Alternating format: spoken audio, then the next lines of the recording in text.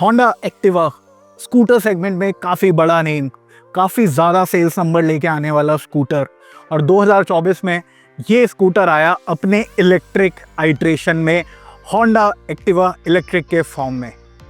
Honda ने 2024 में Activa electric को अनवील किया था और 2025 में ऑटो एक्सपो में ब्रांड ने इसे लॉन्च किया। काफ़ी लेट एंट्री करी होंडा ने इलेक्ट्रिक व्हीकल सेगमेंट में, जहां हीरो, बजाज, टीवीएस जैसे राइवल्स ऑलरेडी एक जगह बना चुके थे। अब होंडा वहां पे लेके आया है अपना एक्टिवा इलेक्ट्रिक। आज हमारे साथ है वही होंडा एक्टिवा इलेक्ट्रिक और इस डिटेल्ड रिव्यू वीडियो में हम बात करेंगे इसके ड्राइविंग डायनामिक्स, डिज़ाइन, फीचर्स, कैसा इसका परफॉर्मेंस है और भी काफ़ी सारे फैक्टर्स। आप देख रहे हैं 91 व्हील्स, मैं हूं आपका होस्ट शुभ्रांशु। तो चलिए शुरू करते हैं इस वीडियो को।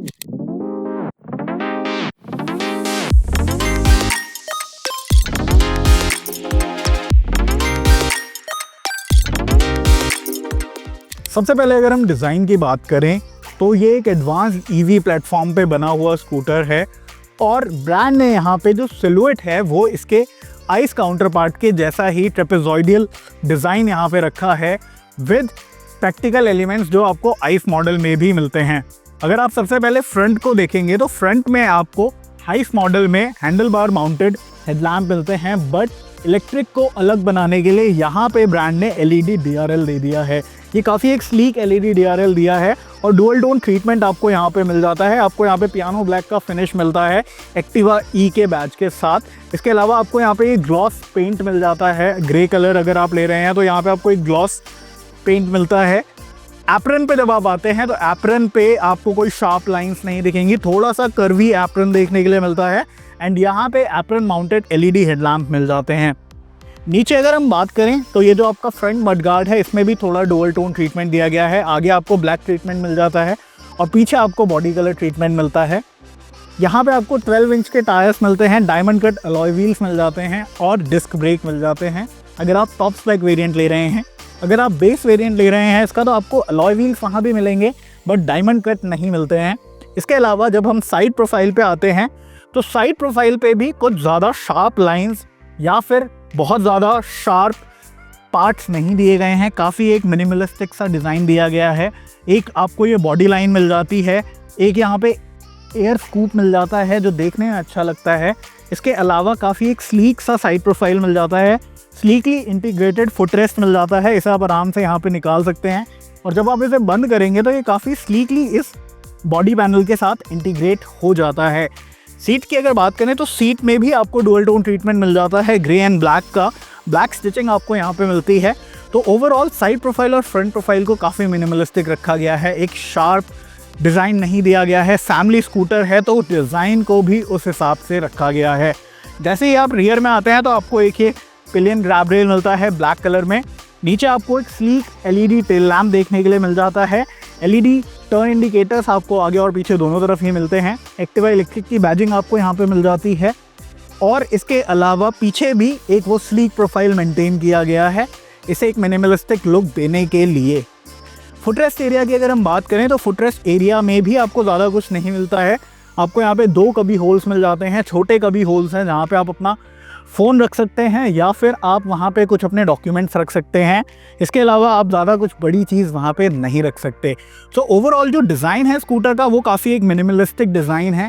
फैमिली स्कूटर है तो उसको ध्यान में रखते हुए इसे डिज़ाइन किया गया है। एर्गोनॉमिक्स की अगर बात करें तो यहाँ पे स्कूटर पे चढ़ना काफ़ी ईजी है। आप ईजिली यहाँ पे स्विंग इन करके बैठ सकते हैं। मेरी हाइट 5'10" है, आप यहाँ पे देख सकते हैं मेरे फुट आराम से नीचे फ्लैट हैं, कोई भी दिक्कत मुझे यहाँ पे नहीं हो रही है। फुटरेस्ट एरिया की बात करें तो यहाँ पे आपको एम्पल स्पेस मिल जाता है फॉर योर लेग्स, बट उसके बाद आप यहाँ पे ज़्यादा सामान नहीं रख सकते। एक छोटा बैकपैक आप यहाँ रख सकते हैं बट कोई बड़ा सामान आप यहाँ पे नहीं रख सकते। अगर आप एक टॉल राइडर हैं, आपके लेग्स को ज़्यादा स्पेस चाहिए तो वो एक थोड़ा सा इशू आपको फेस करना पड़ सकता है यहाँ पे। अब अगर हम बात करें सस्पेंशन के परफॉर्मेंस की और ब्रेक के परफॉर्मेंस की तो सस्पेंशन थोड़ा सा स्टिफर साइड पे ट्यून किया गया है। ओवरऑल ये जो सिटी की एंडुलेशंस हैं उन्हें अच्छे से एब्जॉर्ब करता है, वहाँ आपको दिक्कत नहीं आती है। बट अगर आप थोड़ी स्पीड में हैं तो वो आपको जॉल्ट जो है आपके बैक पे फील होता है। तो सस्पेंशन थोड़ा स्टिफ रखा गया है और इसके अलावा ब्रेकिंग की अगर बात करें तो ब्रेकिंग एडुकेट है, ब्रेकिंग में आपको दिक्कत नहीं होती है, ब्रेक्स थोड़े शार्प हैं। रेंज इसकी काफ़ी कम है कंपेरेटिव टू अदर स्कूटर्स जो इस प्राइस रेंज में आते हैं। Now coming to the features of the Activa electric, यहाँ पे आपको फीचर्स काफ़ी सारे मिल जाते हैं जो आपको आइस मॉडल में नहीं मिलते हैं। इलेक्ट्रिक वर्जन में होंडा ने स्टैंडर्ड दिया है अपना एच स्मार्ट टेक्नोलॉजी, जो आपको keyless lock, unlock and keyless go technology मिलती है। यहाँ पे आपको एक रिमोट मिल जाता है जिसमें आपको 2 बटन्स मिल जाते हैं इसे लॉक और अनलॉक करने के लिए। इसके अलावा आपको यहाँ पे ऑल एलईडी लाइटिंग तो मिलती ही है। 7 इंच का एक TFT डिस्प्ले मिलता है आपको, और इसके यहाँ पे इस स्क्रीन को कंट्रोल करने के लिए यहाँ टॉगल स्विच और एक जॉयस्टिक दिया हुआ है जिसके थ्रू आप स्क्रीन के कंट्रोल्स को टॉगल कर सकते हैं। अगर आप रोड सिंक वेरिएंट ले रहे हैं, 2 वेरिएंट्स में एक्टिवा इलेक्ट्रिक आपको मिलने वाला है। एक बेस जिसमें आपको कनेक्टेड फीचर्स नहीं मिलेंगे, नेविगेशन आपको नहीं मिलेगी और छोटी 5 इंच की स्क्रीन मिलेगी, और एक इसका रोड सिंक वेरिएंट जिसमें आपको नेविगेशन सपोर्ट मिल जाएगा, आपको रोड सिंक ऐप का सपोर्ट मिल जाएगा, उसके थ्रू आप इसमें टर्न बाय टर्न नेविगेशन और ये सारी चीज़ें देख सकते हैं। इसके अलावा आपको यहाँ पे राइडिंग मोड्स मिलते हैं, 3 राइडिंग मोड्स आपको एक्टिवा इलेक्ट्रिक में मिलते हैं, इकॉन, स्टैंडर्ड एंड स्पोर्ट्स। यहाँ पे ब्रांड ने एक टाइप सी चार्जिंग सॉकेट भी दिया है आपके राइड के वक्त चार्जिंग को कन्वीनियंट बनाने के लिए। आप अपना फ़ोन चार्ज कर सकते हैं या फिर अपना कोई और डिवाइस इसके थ्रू चार्ज कर सकते हैं। सो ओवरऑल फीचर्स यहाँ पे डिसेंट मिलते हैं जो आपको इस सेगमेंट के मोस्टली सारे स्कूटर्स में मिल जाते हैं, वही फीचर्स आपको एक्टिवा इलेक्ट्रिक में भी मिलते हैं। अब आते हैं हम इसके बैटरी स्पेसिफिकेशन और परफॉर्मेंस में। एक्टिवा इलेक्ट्रिक में आपको 2 रिमूवेबल बैटरीज मिलती हैं और वो रिमूवेबल होने के साथ साथ स्वैपेबल भी हैं। सीट के अंदर अगर आप देखेंगे तो आपको यहाँ पे 2 स्वैपेबल बैटरीज मिल जाती हैं जिन्हें निकालना काफ़ी आसान है। इनकी जो कैपेसिटी है वो है 1.5 किलोवाट आवर ईच, तो टोटल कैपेसिटी आपको यहाँ पे मिलती है 3 किलोवाट आवर की। रेंज की अगर बात करें तो IDC क्लेम रेंज आपको ये बैटरीज देती हैं 102 किलोमीटर की, और टॉप स्पीड आपको एक्टिवा इलेक्ट्रिक में मिलती है 80 किलोमीटर पर आवर की। 6 किलोवाट का मोटर पावर आपको यहाँ पे मिलता है, और जो यहाँ पे मोटर मिलती है आपको वो कोई भी बेल्ट ड्रिवन या चेन ड्रिवन मोटर नहीं है, ये एक गियर ड्रिवन मोटर है जो एक काफ़ी अलग मैकेनिज्म है कंपेयर टू अदर स्कूटर जो इस सेगमेंट में आते हैं। गियर ड्रिवन मोटर आपको यहाँ पे मिल जाती है। परफॉर्मेंस की अगर बात करें तो इकॉन मोड में आप स्कूटर की परफॉर्मेंस थोड़ी लिमिटेड रहती है, आपको जो एक्सेलरेशन और पावर मिलती है वो थोड़ी लीनियर वे में मिलती है। जब आप इसे स्टैंडर्ड मोड पे लेके जाते हैं तो वो सिटी के लिए बेस्ट मोड है। वहाँ पे आपको जिप करने के लिए अगर आप ट्रैफिक के बीच में से निकल रहे हैं तो आपको एडुकेट पावर मिलती है, आपको ज़्यादा परेशान नहीं होना पड़ता, आपको लथार्जिक फील नहीं होता है स्कूटर। और इसके बाद अगर हम स्पोर्ट्स मोड की बात करें तो वो उस मोड में आपको क्विक मनूवर्स करने में काफ़ी आसानी होगी, वहाँ पे एक्सेलरेशन काफ़ी तेज़ी से आता है। एक चीज़ जो मुझे होंडा एक्टिवा इलेक्ट्रिक में अच्छी लगी है वो है इसका लीनियर एक्सेलरेशन। इलेक्ट्रिक स्कूटर्स में हमने देखा है कि हम जैसे ही थ्रॉटल इनपुट देते हैं वो सडन एक्सेलरेशन, सडन टॉर्क आता है और वो कई बार एक पैनिक सिचुएशन क्रिएट कर देता है, स्पेशली अगर आप पहली बार इलेक्ट्रिक स्कूटर चला रहे हैं। बट एक्टिवा इलेक्ट्रिक में वो लीनियर पावर डिलीवरी दी गई है, जो टॉर्क है वो ऐसे इंस्टेंट नहीं आता है, ग्रेजुअली आता है, तो आपको वो पैनिक सिचुएशंस नहीं फील होती हैं। वो एक अच्छा पॉइंट हो जाता है अगर सिटी में ड्राइव कर रहे हैं, कोई फीमेल राइडर है जो फर्स्ट टाइम इसे ड्राइव कर रही है, या फिर कोई और राइडर जो इसे फर्स्ट टाइम ड्राइव कर रहा है, वहाँ पे वो पैनिक नहीं होगा। और इसके साथ ही साथ आप अगर सिटी में डेली ड्राइव कर रहे हैं 40-50 किलोमीटर्स, तो वो आप इकॉन मोड पे कर सकते हैं। बट हाँ, रेंज अगर हम बात करें इसके राइवल्स की तो रेंज काफ़ी कम है। इस प्राइस रेंज में राइवल्स ऑफर कर रहे हैं 150 किलोमीटर तक की रेंज या फिर 130-135 किलोमीटर की रेंज, बट एक्टिवा इलेक्ट्रिक आपको सिर्फ 102 किलोमीटर की रेंज दे रहा है, जो एक काफ़ी छोटा नंबर है अगर हम राइवल्स को कंपेयर करें। और ये कुछ ओनर्स के लिए कंसर्निंग हो सकता है जो चाहते हैं अपने स्कूटर को लॉन्ग डिस्टेंस पे लेके जाना, तो उसके लिए थोड़ा सा कंसर्निंग ये पॉइंट हो सकता है। बट ब्रांड क्लेम करता है कि कन्वीनियंस को बढ़ाने के लिए जो आपको यहाँ पे स्वैपेबल बैटरीज मिलती हैं, इसके थ्रू आप अपनी रेंज को तुरंत बढ़ा सकते हैं। आप इजीली इन्हें यहाँ से निकाल सकते हैं एंड निकालने के बाद आप स्वैपिंग स्टेशन पे जाके इसे चेंज कर सकते हैं और आपकी रेंज फिर से वही हो जाएगी। जो पहले थी 102 किलोमीटर्स। तो ये कन्वीनियंट तो ज़रूर है, बट ये इतना ज़्यादा प्रैक्टिकल नहीं है। अगर हम बात करें टीयर 2 टीयर 3 सिटीज़ की, वहाँ पे स्वैपिंग स्टेशंस अभी नहीं है, तो अभी काफ़ी टाइम लग सकता है टीयर 2 और टीयर 3 सिटीज़ में आने के लिए। मेट्रो सिटीज़ के लिए ये फीजिबल ऑप्शन हो सकता है, वहाँ पे आपको चार्जिंग स्टेशंस मिल सकते हैं। जैसे अभी हम बेंगलुरु में हैं, यहाँ पे ब्रांड के ओवर 200 स्वैपिंग स्टेशंस हैं, दिल्ली में ओवर 100 स्वैपिंग स्टेशंस हैं।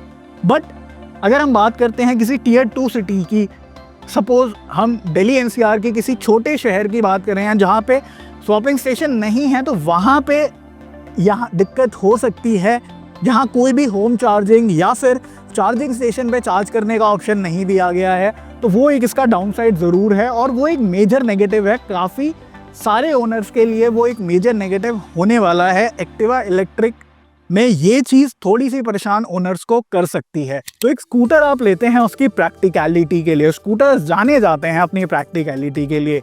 जहां ब्रांड्स ऑफर कर रही हैं बड़ा बूट स्पेस, वहीं पे एक्टिवा इलेक्ट्रिक आपको बिल्कुल भी बूट स्पेस नहीं देता है। यहाँ पे आपको 2 स्वैपेबल बैटरीज मिलती हैं जो पूरा बूट एरिया ऑक्यूपाई करती हैं।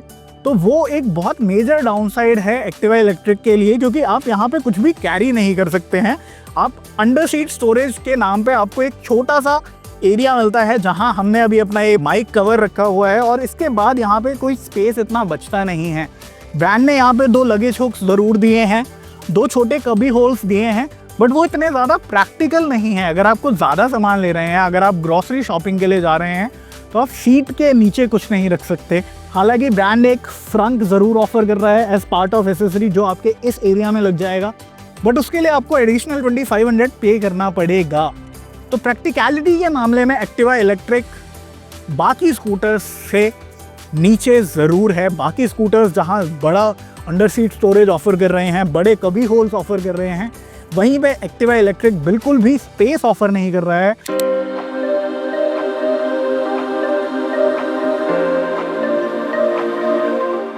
Now coming to the verdict, 1,17,000 रुपये एक्स शोरूम प्राइस है एक्टिवा इलेक्ट्रिक का। बट ये प्राइस इतना जस्टिफाइड नहीं है, क्योंकि यहाँ पे आपको रेंज बहुत कम मिलती है। बैटरी स्वैपिंग कन्वीनियंट ज़रूर है, बट इतनी ज़्यादा एक्सेसिबल नहीं है, स्पेशली टूवर्ड टीयर 2 और टीयर 3 सिटीज़ में। इवन ज़्यादा मेट्रो सिटीज़ में भी अभी स्वैपिंग स्टेशंस इतने सारे नहीं हैं। तो वो एक डाउनसाइड ज़रूर है एक्टिवा इलेक्ट्रिक के साथ। और उसके अलावा अगर आप रोड सिंक वेरिएंट ले रहे हैं, तो वो आपको मिलने वाला है 1.5 लाख रुपए के प्राइस पे। वहाँ पे आपको सिर्फ एक कनेक्टिविटी फीचर एक्स्ट्रा मिलता है, आपको बड़ी स्क्रीन मिलती है, रेंज वहाँ पे भी आपको 102 किलोमीटर की ही मिलती है। तो वो फिर से एक डाउनसाइड ज़रूर हो जाता है। तो प्राइसिंग थोड़ी और अफोर्डेबल की जा सकती थी। प्राइसिंग के मामले में होंडा काम कर सकता था। Swappable battery technology Indian market में अभी इतनी ग्रो नहीं हुई है, तो वो कंसर्न हो सकता है कुछ बायर्स के लिए। ओवरऑल राइडिंग डायनेमिक्स डिसेंट हैं, फीचर ऑफरिंग डिसेंट है, बट रेंज एक बहुत बड़ा पार्ट प्ले करती है जब आप एक इलेक्ट्रिक स्कूटर लेते हैं, और रेंज आपको एक्टिवा इलेक्ट्रिक में काफ़ी कम मिलने वाली है। आपके क्या व्यूज़ हैं नए होंडा एक्टिवा इलेक्ट्रिक को लेकर? Do let us know in the comment section. Video पसंद आया हो तो लाइक करना ना भूलें, और चैनल को सब्सक्राइब ज़रूर कर लें।